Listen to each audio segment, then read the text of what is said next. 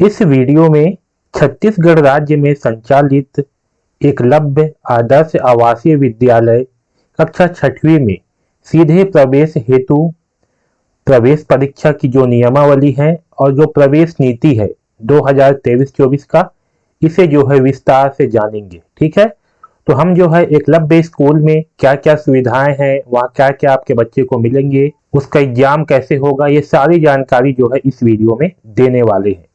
तो चलिए स्टार्ट करते हैं। तो देखिए, एकलव्य विद्यालय की प्रवेश नीति वर्ष 2023-24 के लिए। तो छत्तीसगढ़ राज्य में एकलव्य आदर्श आवासीय विद्यालयों का सामान्य परिचय देखिए। तो ये जो है छत्तीसगढ़ में भारत सरकार के द्वारा मान्यता प्राप्त स्कूल है। ठीक है, और ये जो है छत्तीसगढ़ में कुल 74 एकलव्य आदर्श आवासीय विद्यालय संचालित है। एकलव्य आदर्श आवासीय विद्यालयों का संचालन भारत सरकार के दिशा निर्देशों के अनुरूप जो है किया जाता है, और इसमें जो पढ़ाई होती है वो जो है केंद्रीय माध्यमिक शिक्षा बोर्ड यानी कि CBSE, जो एकलव्य स्कूल होती है वहाँ की पढ़ाई जो है आपके CBSE बोर्ड के अनुसार होती है और इंग्लिश माध्यम में होती है। एकलव्य आवासीय विद्यालय में प्रदेश के अनुसूचित जनजाति वर्ग के बालक बालिकाओं हेतु कक्षा 6वीं से 12वीं तक अंग्रेजी माध्यम में निःशुल्क अध्ययन की सुविधा है। इन विद्यालयों में प्रवेश हेतु एक चयन परीक्षा का आयोजन किया जाता है और मेरिट सूची तैयार की जाती है, जिसके आधार पर विद्यार्थियों को प्रवेश दिया जाता है। ओके, अब देखिए इस योजना का उद्देश्य क्या है। तो इस योजना का उद्देश्य है कि जो अनुसूचित जनजाति यानी कि जो ST वर्ग के बालक और बालिकाओं हैं उनके लिए आवासीय शिक्षण संस्थाएं स्थापित करना। आवासीय मतलब है कि हॉस्टल सहित, ठीक है, उनका संचालन करना तथा इस उद्देश्य की पूर्ति हेतु समस्त अनुषंगिक कार्य करना। इन संस्थाओं में अध्ययनरत बालक एवं बालिकाओं के शैक्षणिक, मानसिक, शारीरिक तथा सांस्कृतिक एवं नैतिक विकास की गतिविधियों को बढ़ावा देना। अनुसूचित जनजाति के विद्यार्थियों को गुणवत्तापूर्ण शिक्षा उपलब्ध कराकर सामान्य जाति के समकक्ष लाना। ठीक है, ये जो है इसका मुख्य उद्देश्य है कि जो अनुसूचित जनजाति वाले विद्यार्थी हैं, जो ST वर्ग के विद्यार्थी हैं, जो बहुत पिछड़े वर्ग के हैं, इनको जो है गुणवत्तापूर्ण शिक्षा उपलब्ध करा करके जो सामान्य जाति के विद्यार्थी है उनके समकक्ष लाना जो है इसका मुख्य उद्देश्य है। विद्यार्थियों में प्रतिस्पर्धा की भावना जागृत कर प्रतियोगी परीक्षाओं में सफलता प्राप्त करने हेतु समक्ष बनाना जो है इस योजना का मुख्य उद्देश्य है। अब देखिए, इस एकलव्य आदर्श आवासीय विद्यालय के विद्यार्थियों को दी जाने वाली सुविधाएं कौन कौन सी है। तो पहला है निःशुल्क मेस सुविधा। आपको मेस सुविधा जो है निःशुल्क दी जाएगी, इसके लिए कोई भी शुल्क नहीं लिया जाएगा।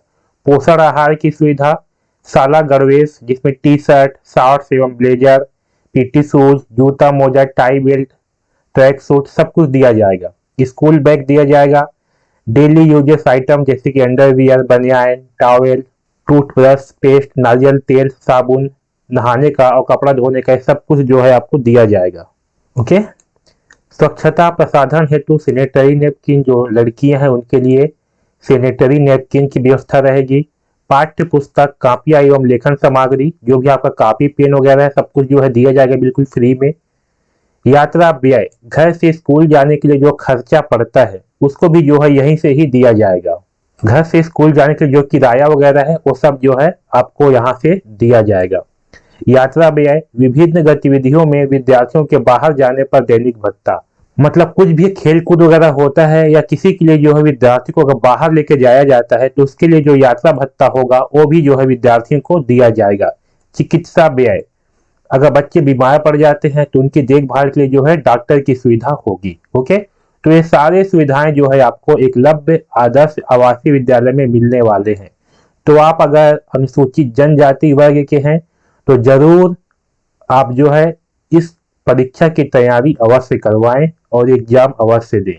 प्रवेश हेतु अर्हता यानी कि आप जो है प्रवेश परीक्षा देने के लिए सक्षम है या नहीं, तो उसके लिए पहली जो क्राइटेरिया है वो है जिस शैक्षणिक सत्र में प्रवेश हो रहा हो उस वर्ष में कक्षा 6वीं में प्रवेश हेतु 1 अप्रैल 2023 की स्थिति में न्यूनतम आयु 10 वर्ष एवं अधिकतम आयु 13 वर्ष होना चाहिए। तो जो भी विद्यार्थी इसका परीक्षा दे रहा है उस विद्यार्थी का न्यूनतम आयु 10 वर्ष और अधिकतम आयु जो है 13 वर्ष होना चाहिए। वो विद्यार्थी जो है इसका परीक्षा दे सकता है। ओके, और अनुसूचित जनजाति वर्ग का होना चाहिए। जो कक्षा 6वीं होंगे तो प्रत्येक कक्षा में 2 शिक्षक होंगे, जिसमें प्रत्येक कक्षा में 30 विद्यार्थी प्रवेशित होंगे और 30 विद्यार्थियों का जो है एक कक्षा में चयन होगा। प्रवेश देने हेतु विद्यालय के प्राचार्य सक्षम प्राधिकार होंगे और प्रवेश हेतु जो है विद्यालय के जो प्राचार्य होंगे वो जो है प्राधिकार होंगे, उसके पास जो है अधिक प्रवेश देने का अधिकार होगा। अब देखिए तीसरा नियम क्या है। कक्षा 6वीं में प्रवेश हेतु पात्रता की सामान्य मापदंड। एकलव्य आदर्श आवासीय विद्यालय में कक्षा 6वीं हेतु पात्रता का मापदंड विवरण निम्न अनुसार है। सबसे पहला है विद्यार्थी का आयु 31 मार्च या फिर 1 अप्रैल 2023 को 10 वर्ष या 13 वर्ष के मध्य होना चाहिए। जो विद्यार्थी दिव्यांग है यानी कि विकलांग है उनके लिए आयु सीमा में अधिकतम 2 वर्ष की छूट रहेगी। ओके, प्रवेश के समय कक्षा 5वीं उत्तीर्ण होना चाहिए और जो विद्यार्थी प्रवेश लेंगे उस समय वे 5वीं कक्षा में उत्तीर्ण होना चाहिए। ओके, तीसरा कंडीशन है छत्तीसगढ़ राज्य का मूल निवासी होना चाहिए। वो विद्यार्थी जो है छत्तीसगढ़ राज्य का मूल निवासी होना चाहिए।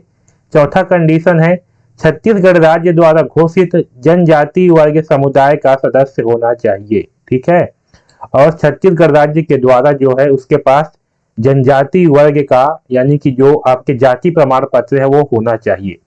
विद्यार्थी को किसी अन्य विद्यालय से निष्कासित ना किया गया हो और जो विद्यार्थी है उसको किसी स्कूल से निकाला ना गया हो। तो ये जो है प्रवेश के लिए सामान्य निर्देश है, ये जो है उसके क्राइटेरिया है। अब देखिए प्रवेश में आरक्षण यानी कि जो इसका प्रवेश होगा इसमें क्या क्या आरक्षण है उसे जो है समझते हैं। तो एकलव्य आदर्श आवासीय विद्यालय में कक्षा 6वीं प्रवेश हेतु विद्यार्थियों के लिए निम्न अनुसार आरक्षण लागू होगा। ओके, तो पहली बात तो आपको ये ध्यान रखना है कि एक स्कूल में 30 विद्यार्थियों का चयन होगा और 30 विद्यार्थी जो है केवल अनुसूचित जनजाति वर्ग के लिए है। ठीक है, इसमें भी कुछ आरक्षण है, जैसे कि देखिए पहला आरक्षण है अनुसूचित जनजाति वर्ग, मतलब जो सामान्य अनुसूचित जनजाति वर्ग है उनके लिए 80% आरक्षण है।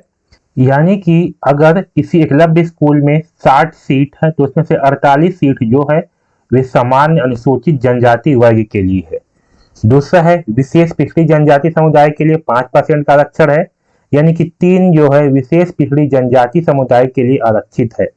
तीसरा जो है DNT, NT, SNT समुदाय हेतु इस वर्ग में विद्यार्थी नहीं मिलने पर प्राथमिकता विशेष पिछड़ी जनजाति समुदाय को दी जाएगी और विशेष पिछड़ी जनजाति समुदाय के विद्यार्थी नहीं मिलने पर अनुसूचित जनजाति समुदाय के विद्यार्थियों को प्रवेश दिया जाएगा। इसमें जो है 5% यहाँ भी आरक्षण है और इसमें जो है 3 विद्यार्थियों का चयन होगा।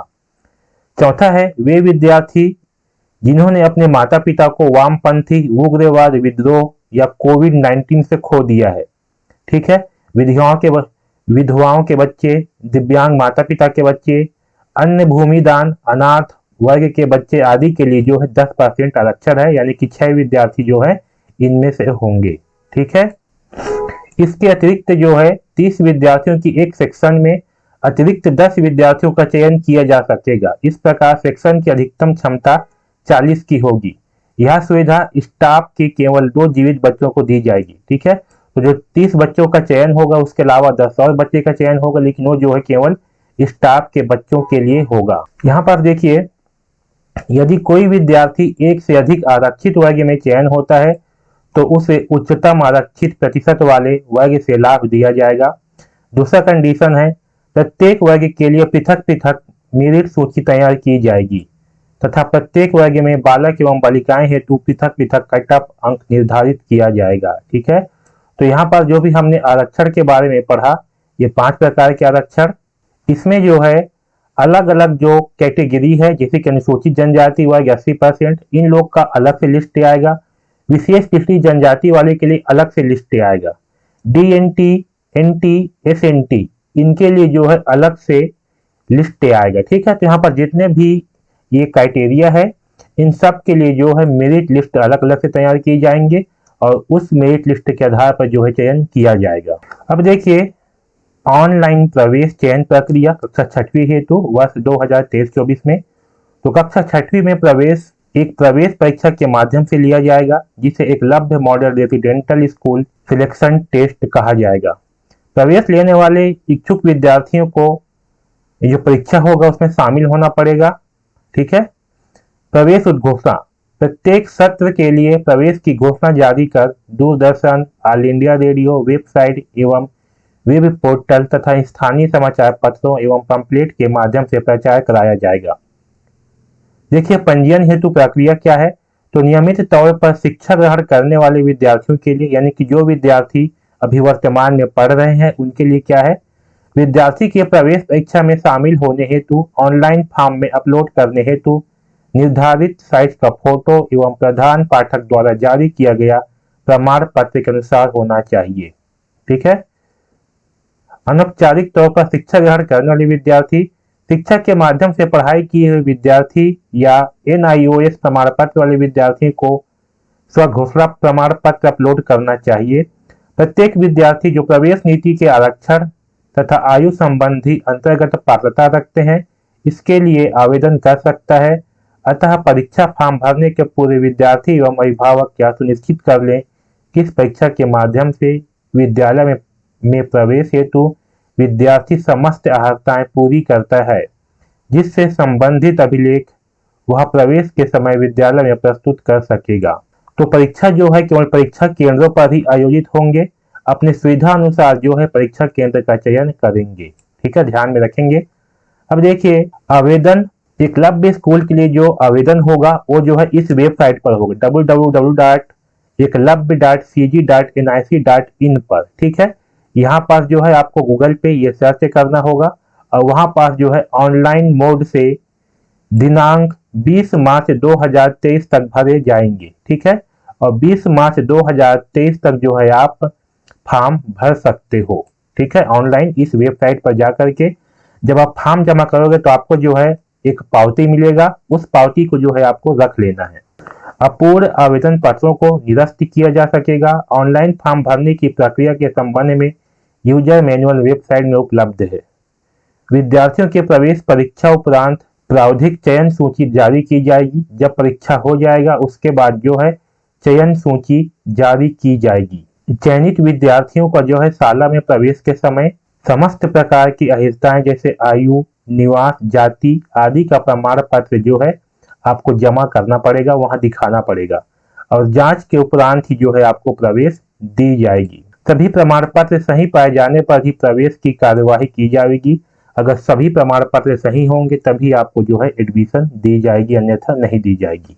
देखिए, आवेदन पत्र को जमा करने की अंतिम तिथि, ऑनलाइन फॉर्म भरने की अंतिम तिथि है 20 मार्च 2023 और ऑनलाइन फॉर्म में त्रुटि सुधार हेतु अंतिम तिथि है 21 से 27 मार्च तक।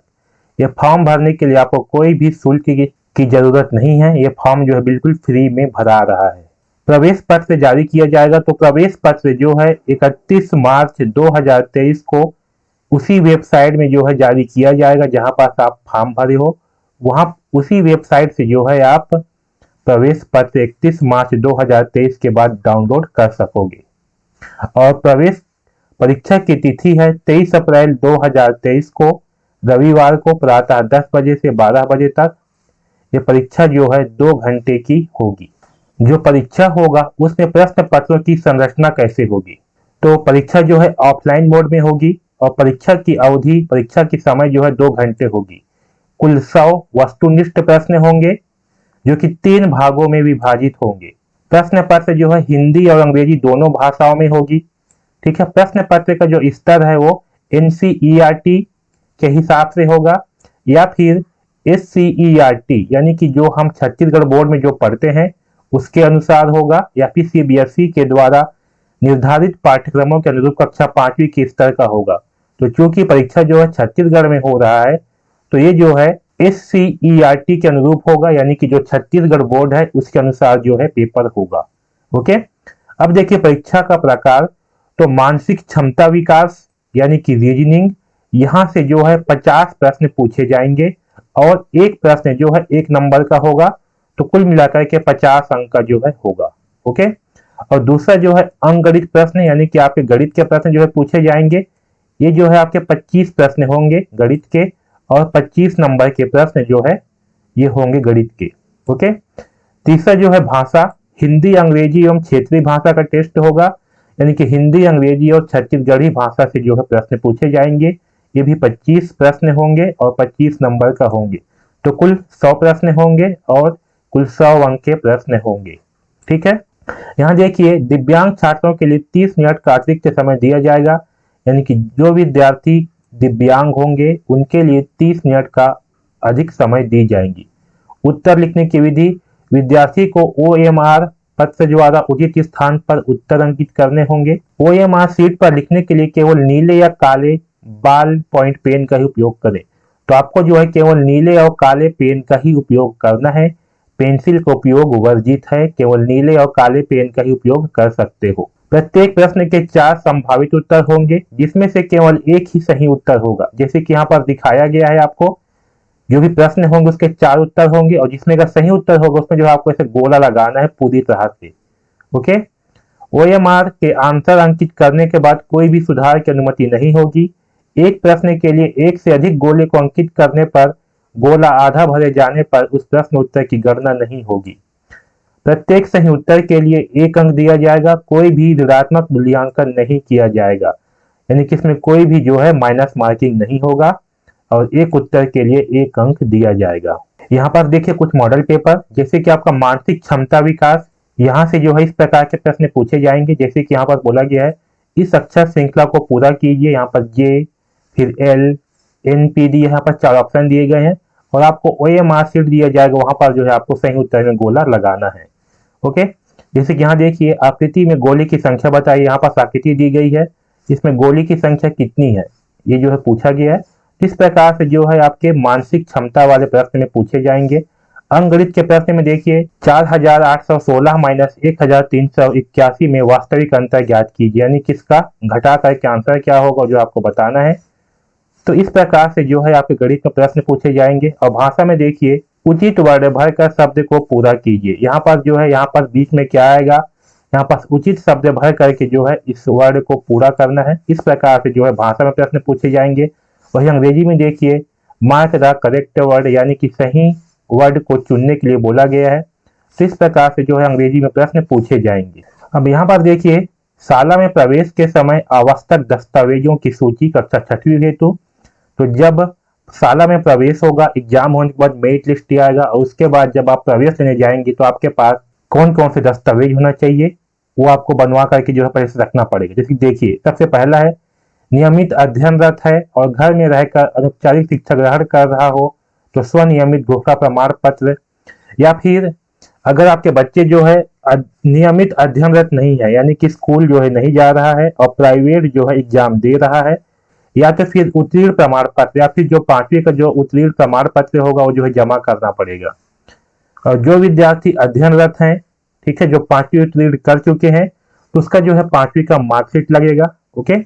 दूसरा जो है सक्षम अधिकारी द्वारा जारी किया गया जन्म प्रमाण पत्र, तो जन्म प्रमाण पत्र की आवश्यकता पड़ेगा। तीसरा है आधार कार्ड।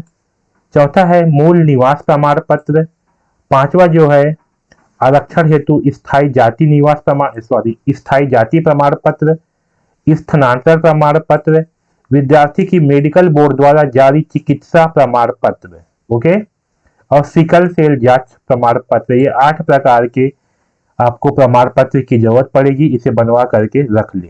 और जो विशेष आरक्षण वाले विद्यार्थी हैं, ठीक है, उनके लिए देखिए कौन कौन से दस्तावेज की आवश्यकता पड़ेगी। विशेष आरक्षण के अंतर्गत जो दिव्यांग विद्यार्थी हैं या फिर जो अति पिछड़ा वर्ग वाले विद्यार्थी हैं उनके लिए देखिए, तो पहला है विद्यार्थी की दिव्यांगता की स्थिति में मेडिकल बोर्ड द्वारा जारी किया गया दिव्यांगता प्रमाण पत्र की आवश्यकता पड़ेगी।